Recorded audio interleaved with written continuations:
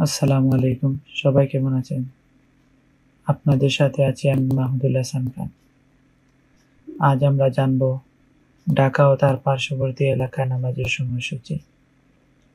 আজ রোজ রবিবার ৯ শাবান ১৪৪৬ হিজরি ২৬ মাঘ ১৪৩১ বঙ্গাব্দ ৯ ফেব্রুয়ারি ২০২৫ খ্রিস্টাব্দ।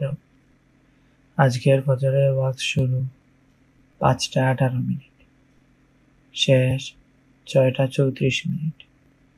জোহরের ওয়াক্ত শুরু ১২টা ১৪ মিনিট, শেষ ৪টা ১৩ মিনিট।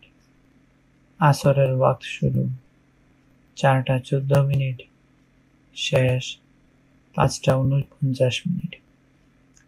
মাগরিব শুরু ৫টা ৫৩ মিনিট, শেষ ৭টা ৬ মিনিট।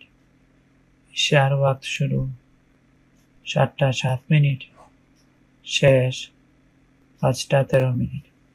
নামাজের নিষিদ্ধ সময়সূচি: সূর্যোদয় ৬টা ৩৫ মিনিট থেকে ৬টা ৫০ মিনিট পর্যন্ত, দুপুর ১২টা ৮ মিনিট থেকে ১২টা ১৩ মিনিট পর্যন্ত, সূর্যাস্ত ৫টা ৩৫ মিনিট থেকে ৫টা ৫০ মিনিট পর্যন্ত।